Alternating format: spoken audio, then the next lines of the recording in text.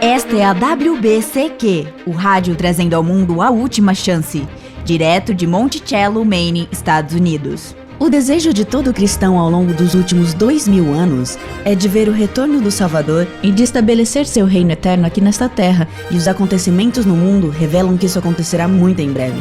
Continue ouvindo para aprender como você pode se preparar espiritualmente para os eventos finais desta terra. Rádio WLC, preparando um povo para viver no reino terrestre de Yahweh, que será estabelecido em face do iminente retorno de Cristo.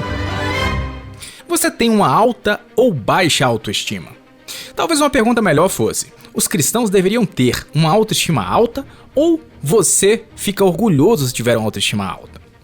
Olá, eu sou o Cris Deluca e hoje o Will Santos vai dar mais uma olhada no que é comumente conhecido como os 7 pecados capitais e analisar como um mal entendido sobre como esses pecados aparecem na vida diária pode levar os crentes a serem vítimas de uma das armadilhas mais eficazes de Satanás, que é a vergonha.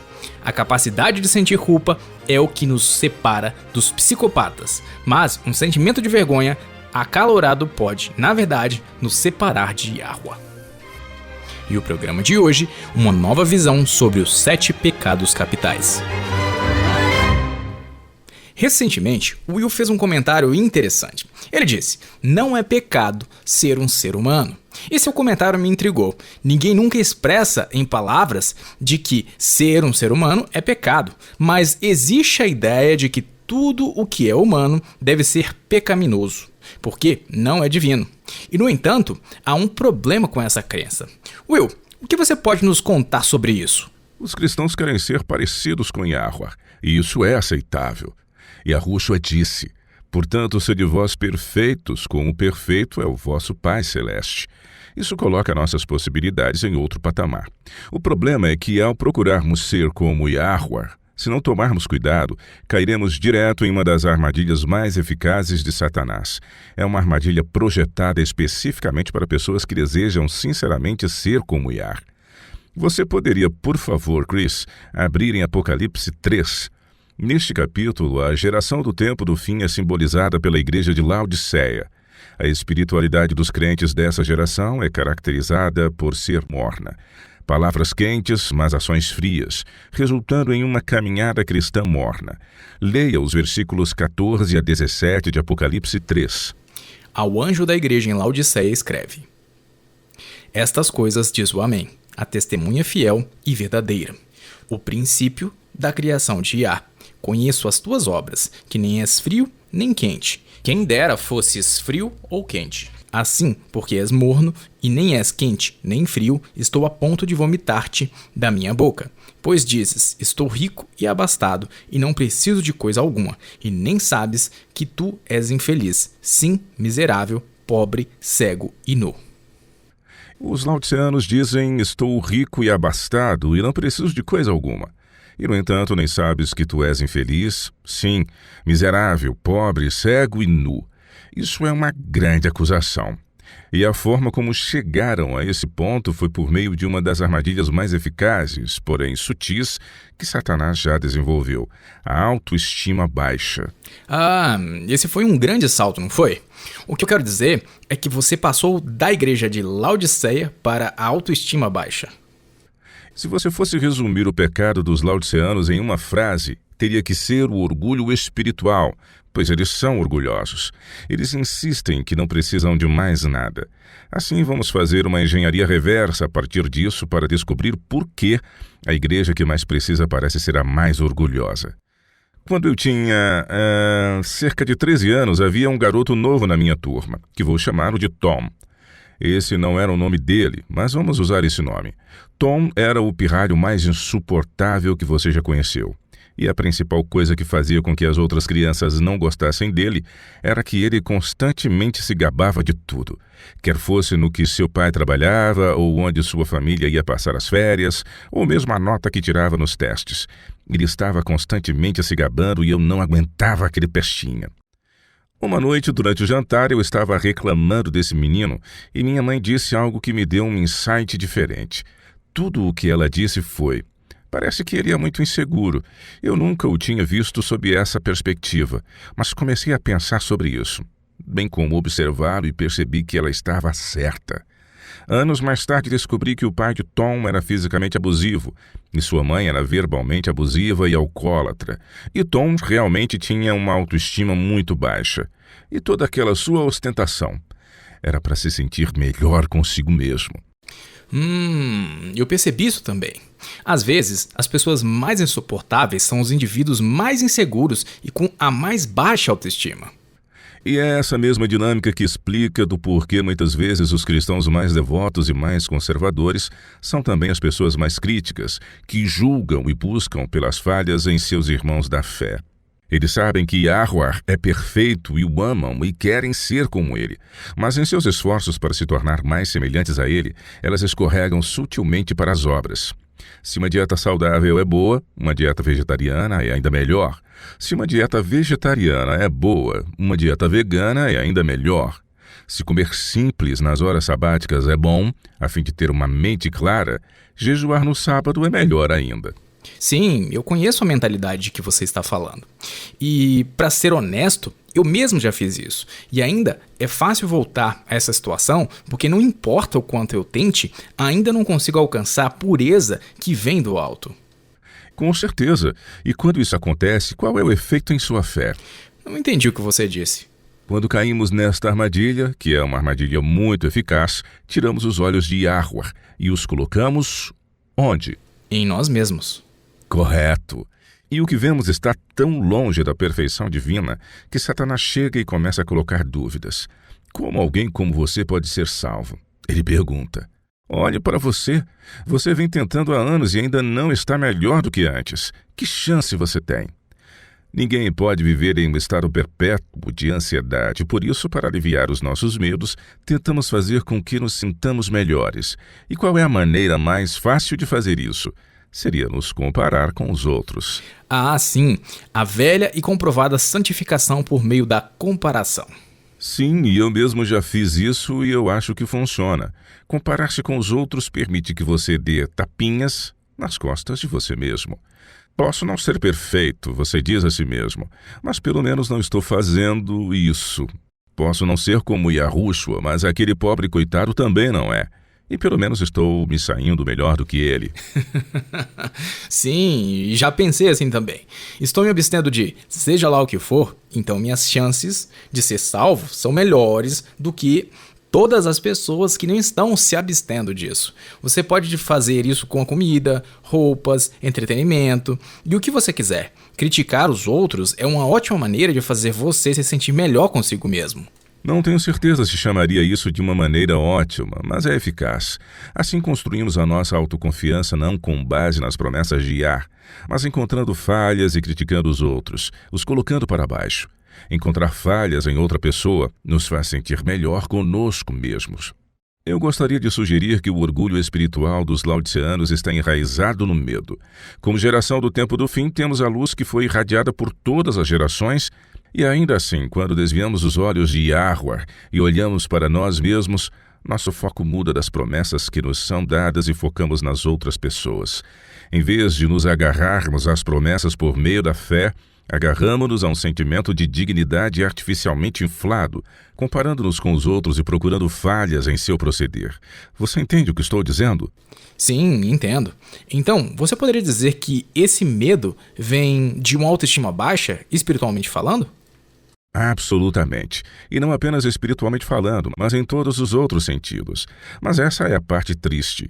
Os cristãos, mais do que qualquer outras pessoas, deveriam ter uma autoestima muito elevada. Sim, mas espere um segundo. Você não corre o risco de ficar orgulhoso se tiver uma autoestima muito elevada? Se você tem uma opinião elevada sobre si mesmo, sei lá, parece desconfortavelmente próximo do orgulho. E você sabe o que Provérbios diz sobre o orgulho. A soberba precede a ruína e a altivez do espírito a queda. Uma autoestima saudável é uma autoestima elevada. De qualquer pessoa, os cristãos deveriam ter a autoestima mais saudável possível. Pense nisso. Você é tão precioso e teu valor como indivíduo é tão elevado que Yahweh ainda teria sacrificado seu filho, mesmo se não houvesse outra pessoa na face da terra que aceitasse a salvação. Isso é o quanto você vale. Não temos noção do valor de uma alma humana. Satanás quer que tenhamos uma autoestima baixa e sentimos-nos inúteis quando caímos na armadilha de que ser humano é de alguma forma por si só e inerentemente pecaminoso. Isso é verdade. Esquecemos que fomos criados para ser seres humanos. Adão e Eva, antes da queda, ainda eram humanos. O próprio Yahushua, como aprendemos, era totalmente humano. Odiar a si mesmo não o torna santo e destruir sua autoestima por meio de conversas internas negativas ou ao menosprezar seus filhos não o torna humilde. Na verdade, tem exatamente o efeito oposto, pois tendemos a compensar comparando-nos com os outros para nos sentirmos melhores conosco mesmos. É aí que entra o orgulho espiritual e uma atitude hipócrita que parece ser santa. Tenho que admitir que sempre equiparei a autoestima alta a um sentimento pecaminoso de orgulho. Mas, como você colocou dessa forma, eu consegui entender o que você quis dizer.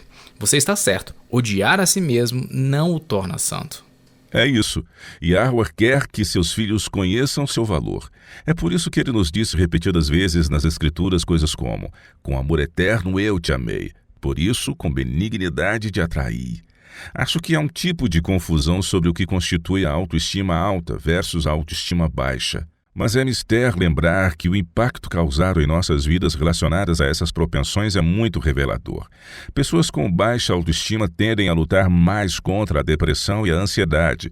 Isso pode chegar a tal ponto que elas, na verdade, tendem a ter uma certa dificuldade para alcançarem suas metas. Agora, não estou falando apenas de sucesso profissional e acadêmico, bem como crescer financeiramente, mas do crescimento em todos os aspectos da vida. E eu agora gostaria de dedicar alguns minutos para examinar as diferenças sobre como a autoestima baixa e a autoestima alta impactam a vida das pessoas. E à medida que avançamos, pergunte-se o que você acha que Yahweh deseja para seus filhos. Então, vamos começar. Tenho aqui uma lista que compilei do site psychskills.com com algumas das características que acompanham a autoestima baixa. Você poderia ler isso para nós, por favor? Diz: a autoestima baixa é caracterizada por um estado habitual de autocrítica e insatisfação consigo mesmo, que pode chegar à autoaversão. Uma pessoa com autoestima baixa tende a exagerar nos erros e não consegue perdoar a si mesma. Pessoas com autoestima baixa são hipersensíveis às críticas e não conseguem aceitar críticas construtivas sem se sentirem atacadas. Podem lutar contra a indecisão devido ao medo do fracasso. Indivíduos com autoestima baixa muitas vezes têm um desejo excessivo de agradar, porque têm medo de deixar os outros infelizes com elas. Você pode ver como isso pode ser produto de uma educação abusiva. Ah, sim, totalmente. Continuando. Pessoas com autoestima baixa podem ser perfeccionistas e ficam continuamente frustradas com as suas próprias limitações. Isso pode levar ao insucesso devido ao medo do fracasso. Pessoas com autoestima baixa podem ficar facilmente irritadas, irritáveis e hostis por causa de coisas insignificantes. Muitas vezes sentem-se insignificantes e sem importância, o que pode levar a uma perspectiva negativa generalizada da vida e à incapacidade de desfrutá-la. Agora, deixe-me te perguntar, isso soa como algo que Yahweh desejaria para seu povo? De jeito nenhum. Tudo bem. Agora aqui está uma lista de características de pessoas com autoestima elevada. Leia para nós todos os itens. Diz: indivíduos com uma autoestima positiva acreditam em valores e princípios firmemente estabelecidos. Eles são capazes de defender e afirmar as suas crenças e valores mesmo diante da oposição. Se depois de aprender algo novo, o valor antigo não se ajusta, os indivíduos com autoestima positiva não têm dificuldades em modificar sua crença. Você vê como ter esses pontos como parte de seu caráter, que é o resultado de uma autoestima elevada, seria uma característica desejável para os crentes? Com certeza. E o que vem a seguir? Pessoas com autoestima elevada são capazes de fazer escolhas e não se sentem culpadas pelas suas escolhas se alguém discordar. Mais uma vez, uma característica valiosa que os crentes devem ter. Pessoas com autoestima elevada conseguem adaptar-se aos fracassos e não têm medo de pedir ajuda. Elas são capazes de resistir a serem manipuladas por outros, ao mesmo tempo que são sensíveis às necessidades e sentimentos dos outros. O que é exatamente o oposto de se sentir melhor às custas dos outros, e foi exatamente o que Yahushua fez. Não é pecado ter uma autoestima elevada. Na verdade, o melhor termo para isso seria chamá-la de uma autoestima equilibrada. Agora deixe-me te perguntar, comparando a lista de características, qual indivíduo você acredita que terá maior probabilidade de permanecer firme e fiel a Yahuwah diante da oposição às suas crenças? Aqueles que têm uma autoestima equilibrada. Sem mencionar a possibilidade dessa pessoa somar mais a favor de Yah. Agora, se alguém que está ouvindo isso tem uma autoestima baixa, não se preocupe, pois você não precisa se sentir assim, uma vez que você pode desenvolver uma autoestima saudável. Eu gostaria de passar o resto do nosso tempo dando uma olhada novamente nos chamados 7 pecados capitais. E à medida que adentramos nesse assunto, eu gostaria que nossos ouvintes lembrassem de que não é pecado ser uma pessoa que se sente impotente ao enfrentar as lutas do dia a dia. O pecado tem uma definição. 1 João 3,4 declara que pecado é a transgressão da lei. Mas qual lei? A lei de Yah, é claro. Isso mesmo, a lei de Yahuwah e não a lei do homem. Não são as regras que criamos para nós mesmos que esperamos que os outros obedeçam. Seria simplesmente a lei de Yahuwah. E como o próprio Yahuwah resume sua lei? Miqueias 6, versículo 8. Ele te declarou, ó homem, o que é bom e que é o que Yahuwah pede de ti, que pratiques a justiça e ames a misericórdia e andes humildemente com o teu Elohim. Yahuwah é muito mais amável e compreende muito mais nossas fraquezas e humanidade do que nós mesmos ou os outros. O Salmo 103 nos diz, abre aspas, como um pai se compadece de seus filhos, assim Yahuwah se compadece dos que o temem, pois ele conhece a nossa estrutura e sabe que somos pó. Não vamos cair na armadilha de Satanás em viver com uma autoestima baixa e de sentirmos ódio por nós mesmos. Não é uma boa saída para cada um de nós, bem como não é o que nos torna santos.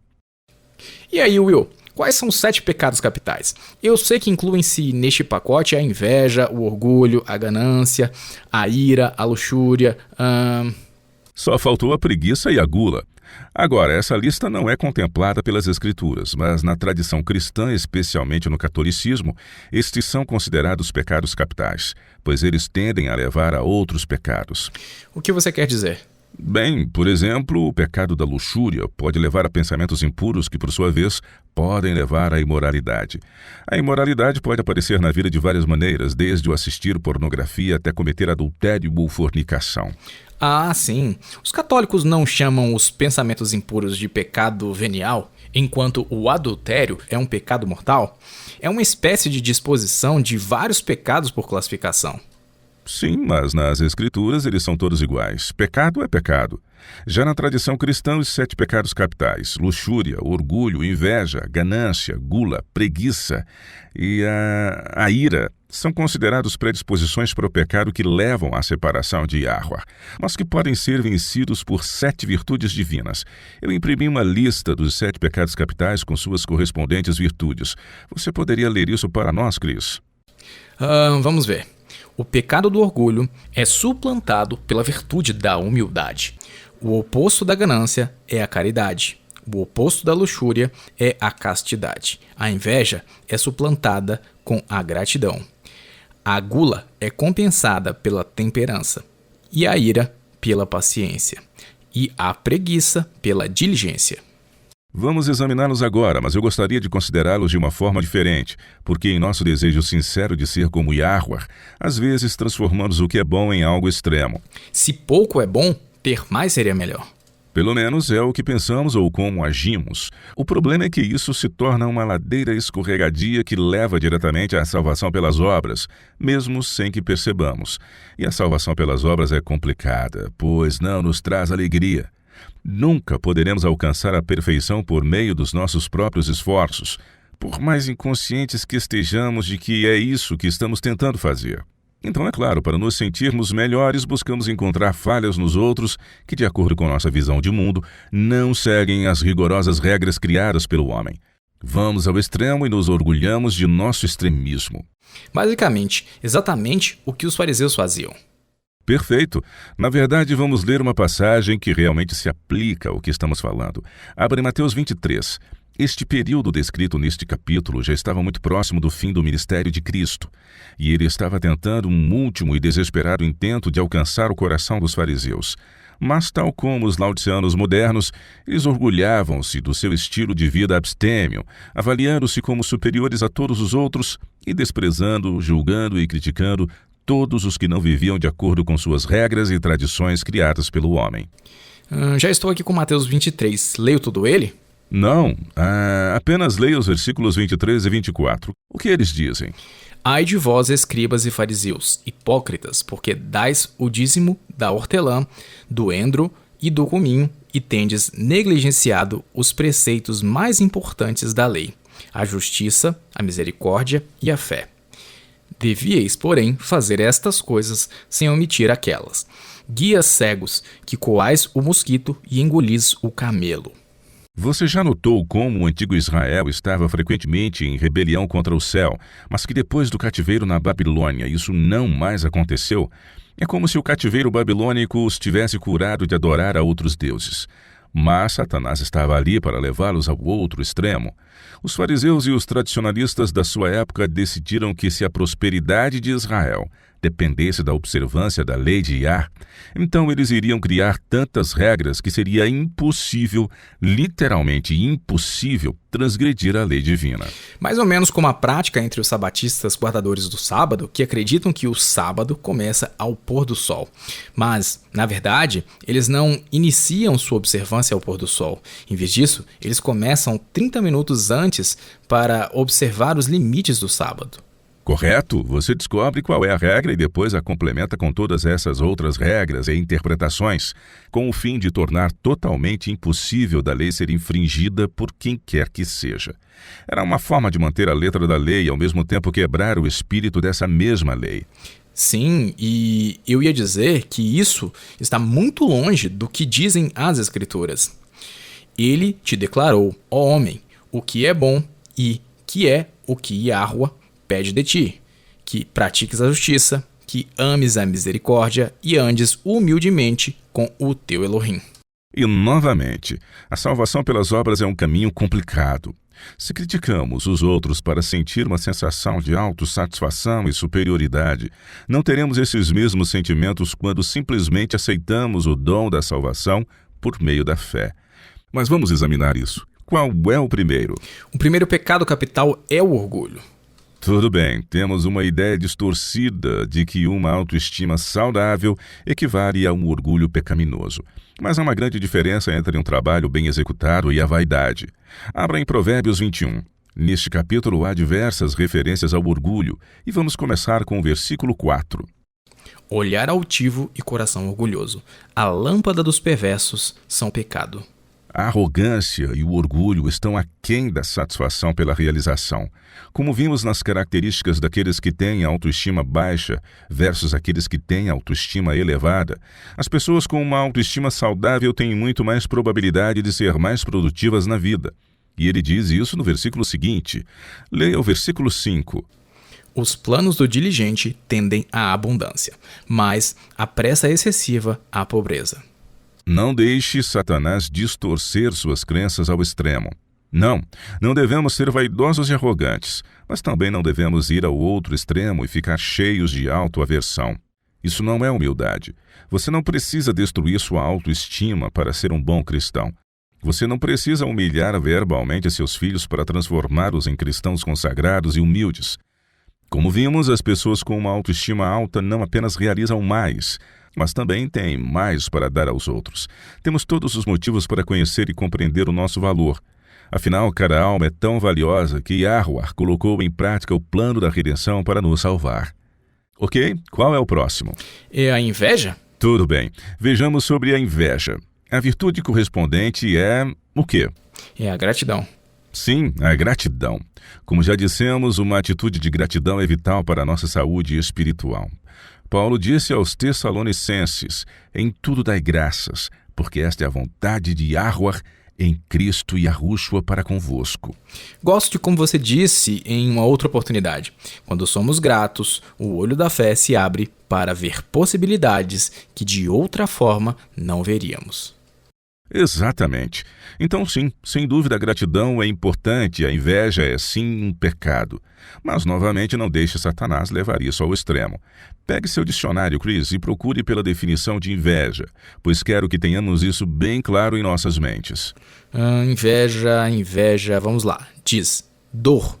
Dor? Sim, continue. Dor, desconforto, mortificação ou descontentamento alucinado pela visão da superioridade ou sucesso de outra pessoa, acompanhados de algum grau de ódio ou malignidade. E muitas vezes, ou geralmente, com um desejo ou esforço para depreciar a pessoa, e sente prazer em vê-lo deprimido. Uau! Achei que inveja fosse ciúme. Mas é muito pior do que um mero ciúme. Will, se você tentar me convencer de que há algo de positivo nisso, eu não vou acreditar em mais nada do que você disser. Não, você está certo. A inveja não tem qualidades que lhe venham ao socorro e certamente é um pecado. Um excelente exemplo disso foi quando o rei Davi teve inveja de Urias por ter a esposa que tinha. E todos nós sabemos como isso acabou. Um bom homem foi assassinado e Batseba tornou-se esposa do homem que assassinou seu marido. Isso é inveja e não há lados redentores nisso. Dito isto... Eu sabia que você teria algo positivo a dizer.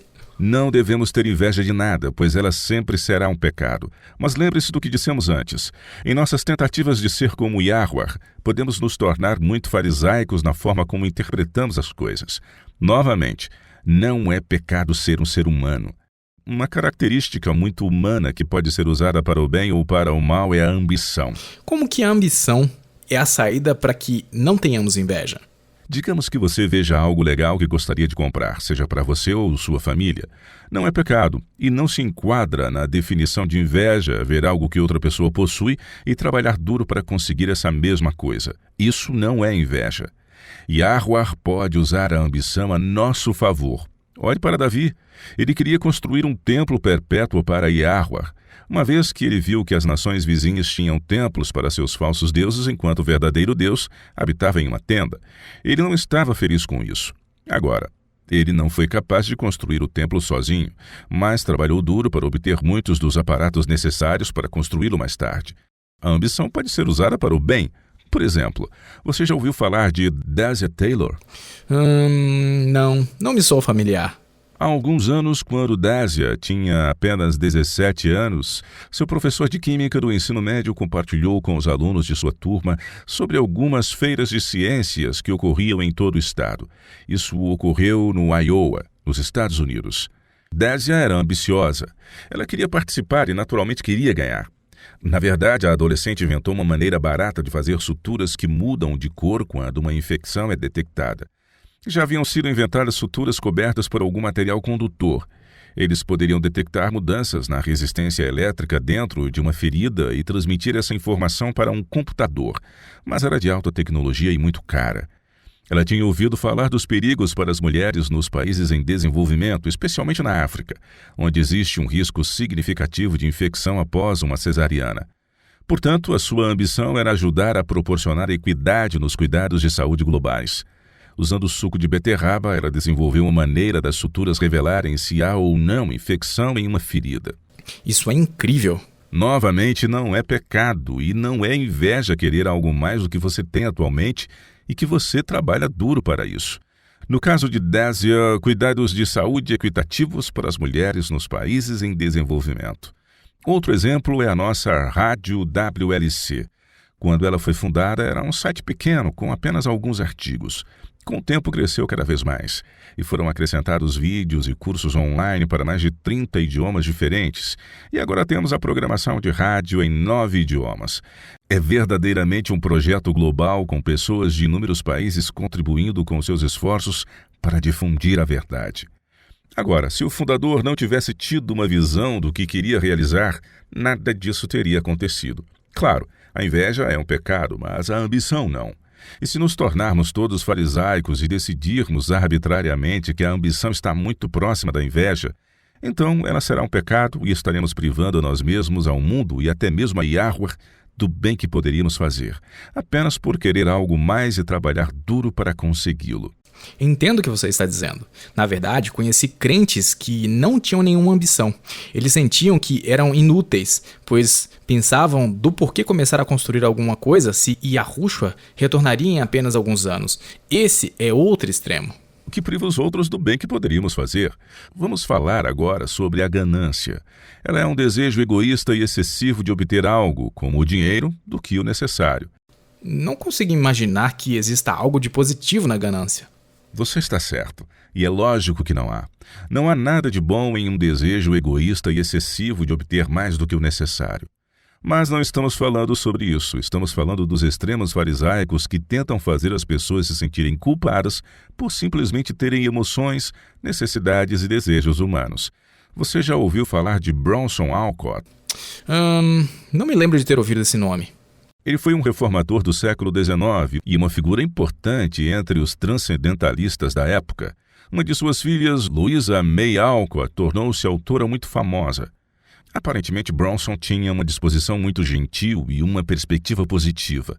Ele era um sonhador que imaginava um mundo mais cordial e sensível, e ao que tudo indica, ele era extremamente generoso, sempre pronto a repartir o que ele tinha com quem precisasse. Então, exatamente o oposto de ser uma pessoa gananciosa. Sim, mas o oposto da ganância não é automaticamente divino ou mesmo uma característica positiva. Veja, Alcott e sua esposa tinham 4 filhos para sustentar, mas que na verdade ele não sustentava. Ele contava com a generosidade de amigos e até do próprio sogro para lhes dar dinheiro, e por isso a família lutava constantemente contra a pobreza. E com certeza ele era muito generoso, mas muitas vezes às custas de sua própria família. Por exemplo, certa vez sua família estava com o que restou de comida e sua esposa havia orado o dia todo para que eles tivessem comida na mesa, bem como um pouco de lenha. Existem vários relatos sobre essas circunstâncias, e talvez isso tenha ocorrido mais de uma vez, mas a história que li dizia que naquela tarde alguém trouxe comida e lenha para a família. Uma resposta à oração, com certeza. Isso é o que a senhora Alcott presumiu. Ela teve que sair um pouco antes de começar a preparar o jantar, e quando voltou, descobriu que enquanto ela estava fora, seu marido havia dado tudo o que acabara de ser presenteado a eles. Você está falando sério? Sim, estou. Tudo foi dado. É claro que, naturalmente, a senhora Alcott ficou muito irritada com aquela situação. Eles tinham 4 boquinhas famintas para alimentar e ele acabara de doar tudo, sem ao menos ter algum dinheiro para comprar alguma coisa para as crianças. Mas ele não estava nem aí. Ele tinha certeza de que a falta deles seria suprida e, por incrível que pareça, foi. Outra pessoa trouxe mais comida para que a família pudesse jantar naquela noite. Não acredito. Você conhece aquele ditado que diz fazer cortesia com o chapéu alheio? Esse era o ditado oficial de Bronson Alcott. Mas o que quero dizer é que Yahweh não espera isso de nós. Sim, devemos ser generosos e devemos ajudar os outros, mas não nos torna egoístas ou gananciosos priorizar as necessidades de nossa própria família. Abra em 1 Timóteo 5, versículo 8. Vamos ler o que Paulo tinha a dizer sobre isso. Tá. Ora, se alguém não tem cuidado dos seus, e especialmente dos da própria casa, tem negado a fé, e é pior do que o descrente. Uau! Que paulada, hein? Novamente, não é pecado priorizar o cuidado de sua própria família. Na verdade, deveríamos fazê-lo, e isso não é ganância. Em suma, pelo que entendi, é ter equilíbrio em todas as coisas. Exatamente. Os fariseus eram extremistas. Ser um extremista não faz de você um santo ao quadrado. O extremismo leva ao orgulho espiritual. Isso não levará ninguém à salvação.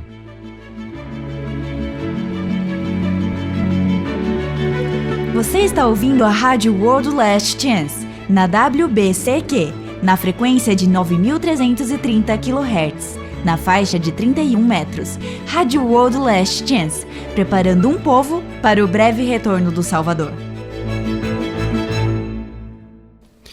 A gula ou a glutonaria, que é o excesso tanto no comer como no beber, não agrega em si nada que possa justificar tal vício ou desejo. Bem, isso depende da sua definição de gula. Abra em Mateus 11 e leia os versículos 18 e 19. Nesses versos, Cristo está apontando como aqueles que queriam criticar os mensageiros de Iar nunca ficaram fartos das mensagens ora apresentadas. Leia, por favor. Pois veio João, que não comia nem bebia, e dizem, tem demônio.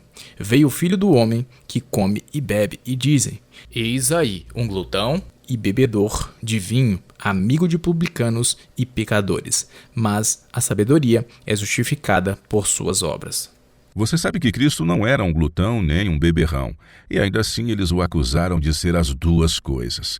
Aquilo contra o qual precisamos nos proteger é novamente ir a extremos. Sim, os nossos corpos são o templo de Iar, mas insistir que para sermos como Iar, todos os verdadeiros crentes serão veganos ou abster-se de gorduras, ou qualquer que seja o último padrão requerido, é simplesmente errado. O objetivo é ter uma saúde exemplar, mas cada corpo é diferente. E definir arbitrariamente uma dieta saudável por algum padrão artificial que você espera que todos os crentes sigam, chamando-a de alto padrão. E então, julgue como pecadores todos os que não se alimentam dessa maneira. Isso é orgulho espiritual e salvação pelas obras. E isso é um pecado muito maior do que tomar uma xícara de café ou comer uma fatia de bolo. Isso não significa que você esteja pecando por gostar de comer tais coisas. E Yahweh fez com que nossa comida fosse saborosa e aprazível. Somos salvos pela graça, por meio da fé, e não pela força de vontade ou pela abstinência que muitas vezes leva ao orgulho espiritual e à salvação pelas obras. Vamos para o próximo pecado mortal, a ira. Há uma diferença entre ficar com raiva e magoar outra pessoa só porque você perdeu a paciência. As escrituras se referem à ira de Yahweh, mas também ouvi uma explicação de que só porque Yahweh é santo, sua ira não é pecado, e a nossa é pecado porque somos pecadores. Bem, muitas vezes a nossa ira se transforma em pecado, mas não porque você se ire. Ira ou raiva é uma emoção muito humana e não é automaticamente pecaminoso só porque é uma emoção negativa. Você disse que a raiva pode ser uma reação legítima à injustiça? Absolutamente. Pode ser a voz mansa e suave atestando que o que foi feito a você ou a outra pessoa foi errado. A diferença entre a ira que é pecado e a ira que não é se ela prejudica ou não a outra pessoa. A emoção por si só não está errada. Os humanos foram criados para experimentar toda a gama de emoções e, portanto, sentir uma emoção não é o que a torna um pecado. É quando a emoção entra na esfera da ação que ela pode se tornar pecado. Homens ou mulheres que batem no cônjuge, nunca há desculpas para o abuso conjugal. Espalhar boatos sobre alguém como forma de vingança.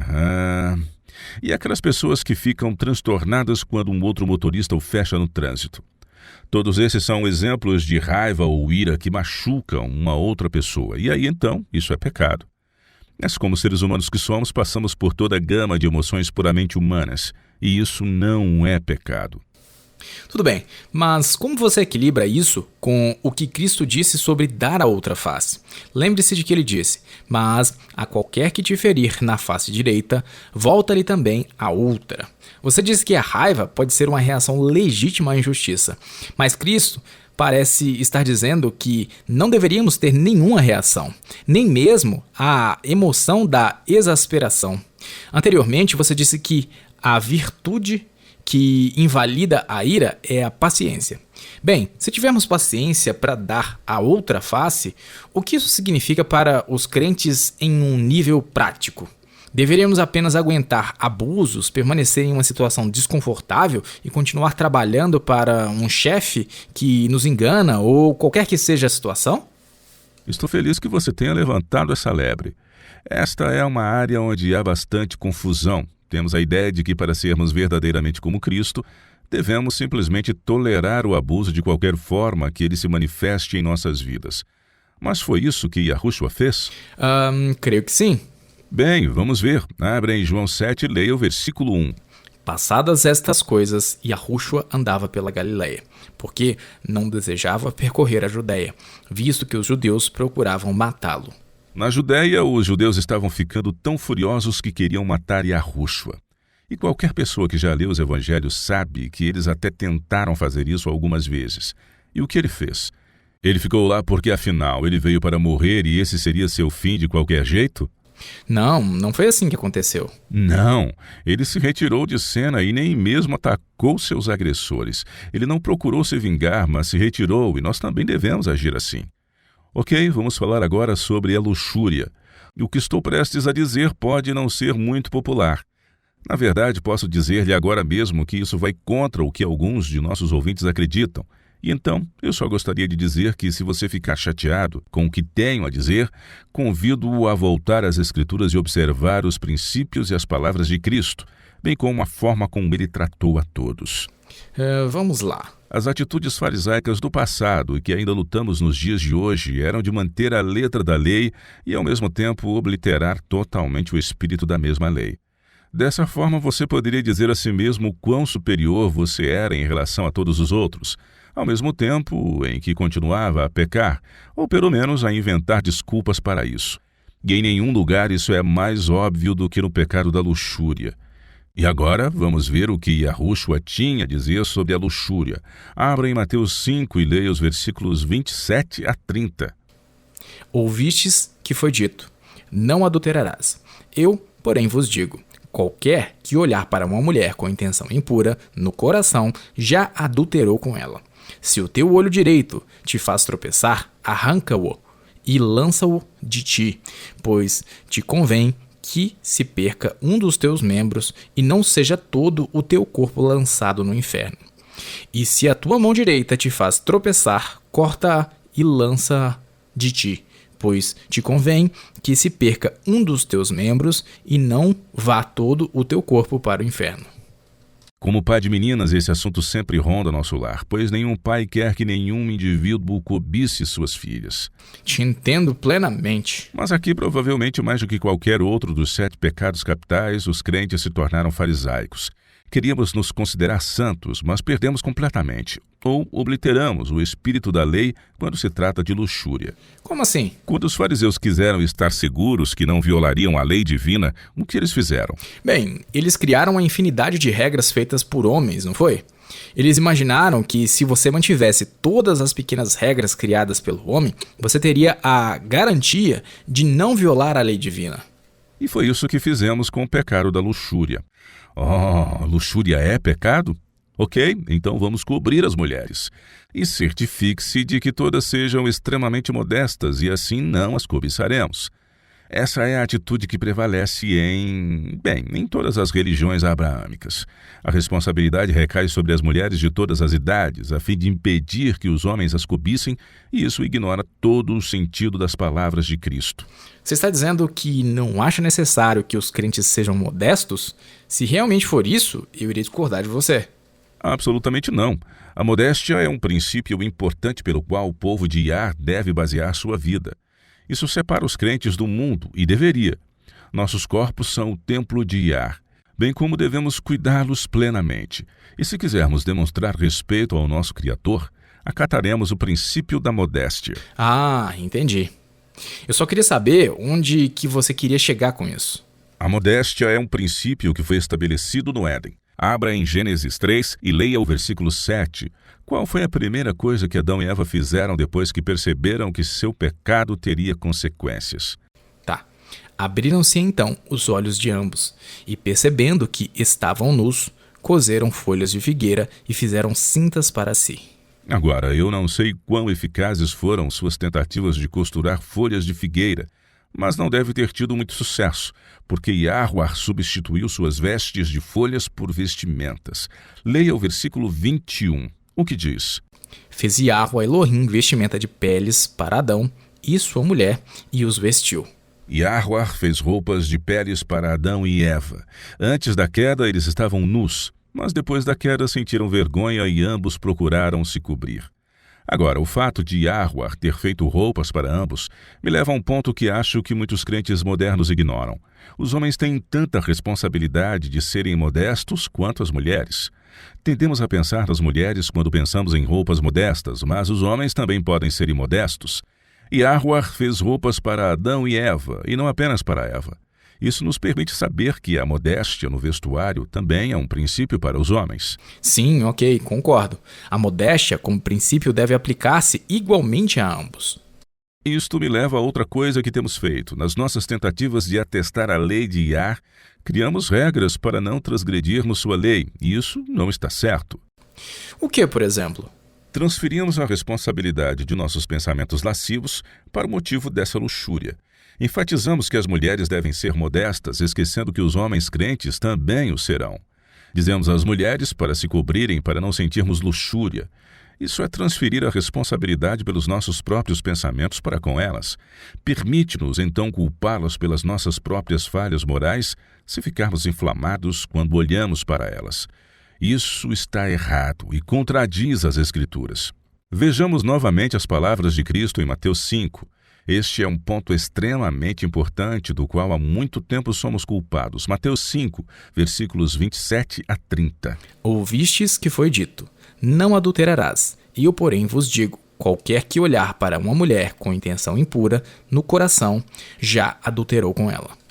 Bem, aqui temos um princípio. Se você olhar para alguém, homem ou mulher, e cobiçá-lo, você já cometeu adultério em seu coração e ponto final. Agora, o que aconteceu é que evoluímos e tornamos as mulheres responsáveis pela nossa própria luxúria.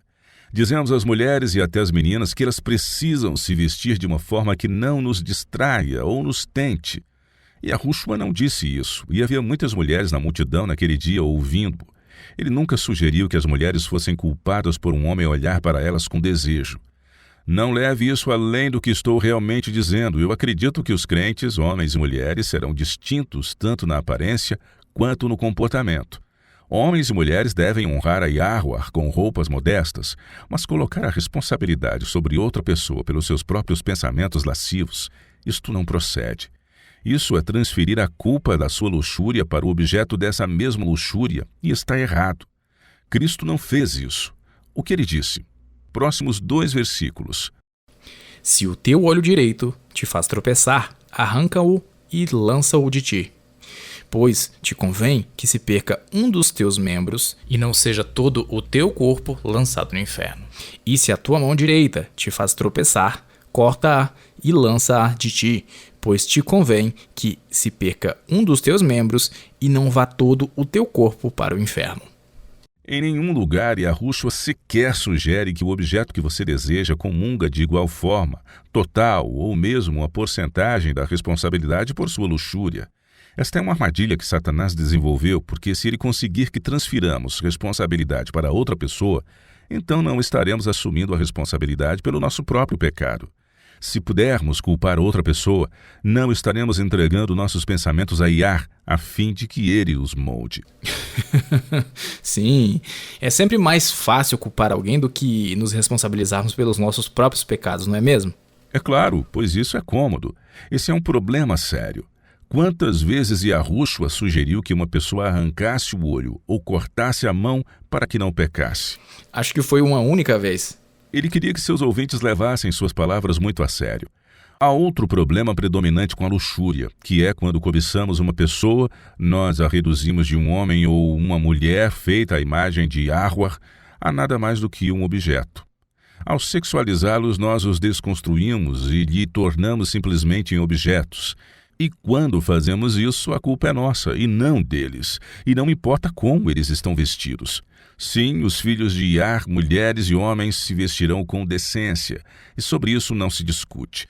Mas Cristo tratou todos que vieram a ele com dignidade e respeito.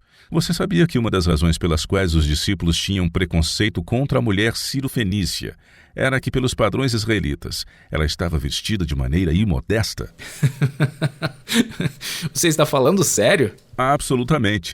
Nenhuma mulher israelita decente usaria trajes justos, bem como mangas curtas, como era a moda predominante dos fenícios. Isso era imodesto. E ainda assim Cristo não a cobiçou e não a desrespeitou, embora os discípulos lhe pedissem para mandá-la embora. Ele a tratou com dignidade e bondade e atendeu seu pedido. Dessa forma, se quisermos ser como Yahushua, como crentes, seremos modestos. Mas, ao mesmo tempo, em um mundo cheio daqueles que não são modestos, iremos tratá-los com a mesma bondade, compaixão e cortesia, e sem julgamento, assim como Yahushua procedeu. E certamente não responsabilizaremos os outros pelas nossas próprias falhas e pecados. Não culparemos as mulheres de qualquer idade pelos pensamentos lascivos de um homem. Assumiremos a responsabilidade por nós mesmos e não colocaremos a responsabilidade sobre as mulheres de uma forma geral. Cristo observou a responsabilidade onde ela deveria ser observada, e os crentes também devem fazer o mesmo. Chega de culpar e de colocar a responsabilidade por nossa própria luxúria pecaminosa em outra pessoa. Isso é o que está errado. Ok, último dos 7 pecados capitais, a preguiça, que é algo contra o qual muitas pessoas lutam. Não que sejam preguiçosas, mas que se sintam culpadas caso não trabalhem periodicamente. O autocuidado não é preguiça. E Yahushua disse que devemos ser o sal da terra, mas se o sal perder o seu sabor, ele pode ser usado para dar sabor aos alimentos? Devemos ser a luz do mundo, mas se estamos tão exaustos que nossa luz se apagou, como podemos brilhar na vida de outros? Uma jarra vazia não tem nada para oferecer aos outros, pois você não terá nem mesmo o cuidado para reabastecê-la, não tendo assim nada para saciar a sede dos seus semelhantes. Tudo bem. Então pegue esse mesmo princípio e aplique-o em nossas vidas. Se você está fisicamente, mentalmente, emocionalmente e espiritualmente exausto, você tem algo para oferecer a uma outra pessoa? Não, pois é impossível. Eu vi isso acontecer na vida dos meus sogros. Há alguns anos, a avó da minha esposa faleceu. Foi muito triste. Mas antes dela falecer, foi extremamente cansativo para minha família, porque ela sofria de demência há cerca de 7 anos antes de falecer.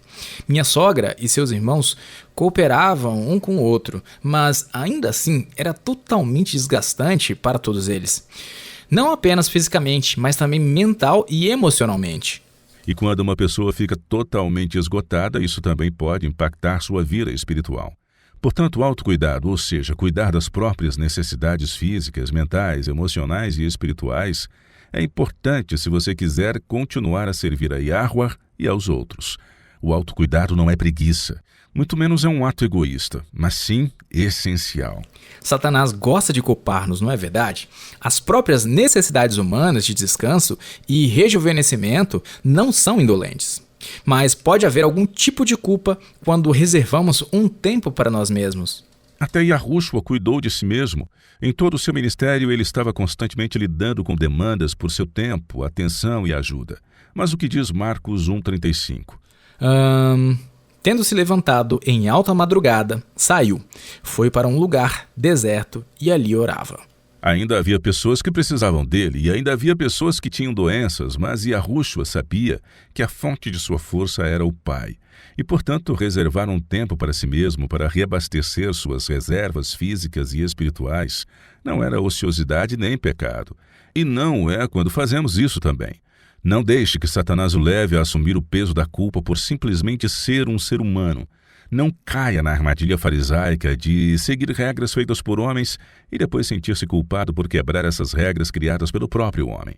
É assim que Satanás nos enche de vergonha e nos afasta de Yah.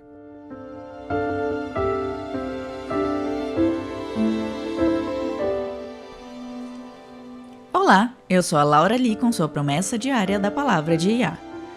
Um dos meus hinos favoritos se chama Maravilhosa Graça, Maior que o Meu Pecar. A estrofe de abertura diz: Maravilhosa graça do nosso amoroso Senhor, graça que excede o nosso pecado e a nossa culpa. A música termina com um radiante refrão: Graça, graça, graça de Yah, graça que é maior que todos os nossos pecados. A graça é mais bela do que a beleza física e um corpo sarado. A definição original é favor que se dispensa e recebe, mercê, dádiva, e essa foi a experiência que Linda Hemby vivenciou de uma fonte inesperada. Ela estava de mau humor. Seu marido Fred estava participando de um torneio de golfe na ensolarada San Diego, deixando para ela a responsabilidade de abrir em seu lugar o restaurante da família. O clima não estava lá aquelas coisas, e uma tempestade bastante rara no sul da Califórnia, no mês de agosto, trouxe muita chuva. Após meses de calor, O óleo que aflorou do asfalto fez com que a pista molhada ficasse perigosamente escorregadia. Era uma pista que Linda estava acostumada a dirigir sem problemas, mas naquele dia fatídico, seu carro deslizou em uma poça de água e deu um giro de 360 graus em direção ao tráfego que se aproximava. Ainda sem tração, o carro deslizou de lado em direção a um penhasco íngreme à sua direita. De repente, uma caminhonete apareceu na pista oposta, vindo de encontro a ela. O carro de Linda bateu com tanta força na caminhonete que seu carro ricocheteou por toda a largura da estrada e caiu na vala do outro lado. Atordoada, ela ligou para o marido e explicou-lhe a situação. Então, saindo do carro, ela foi até o motorista da caminhonete para perguntar se a pessoa estava bem e pedir desculpas por ter batido em seu veículo. O homem estava do lado de fora de seu carro, enquanto sua esposa estava sentada lá dentro. Ele explicou que era aniversário de sua esposa e que eles estavam saindo para comemorar. Linda já havia se sentido mal após a batida, mas agora se sentia ainda pior. E a coisa mais incrível aconteceu. O homem sorriu para Linda e disse: "Estou feliz por estar na sua frente no momento do acidente, pois caso eu não estivesse lá, você teria caído precipício abaixo." Uma graça e uma bondade indescritível tiraram o fôlego de Linda ao ela ouvir tais palavras. Como você agradece a alguém por ser tão gentil e cortês? Por simplesmente ficar grato por você ter batido nele e danificado seu veículo no aniversário de sua esposa só para evitar que você caísse em um penhasco? 2 Timóteo capítulo 1, versículo 9 e 10 nos diz que Yahuwah nos salvou e nos chamou com santa vocação, não segundo as nossas obras, mas conforme a sua própria determinação e graça, que nos foi dada em Cristo Yahushua antes dos tempos eternos, e manifestada agora pelo aparecimento de nosso Salvador, Cristo Yahushua, o qual não só destruiu a morte, como trouxe à luz a vida e a imortalidade, mediante o Evangelho. Recebemos grandes e preciosas promessas. Vá e comece a reivindicá-las.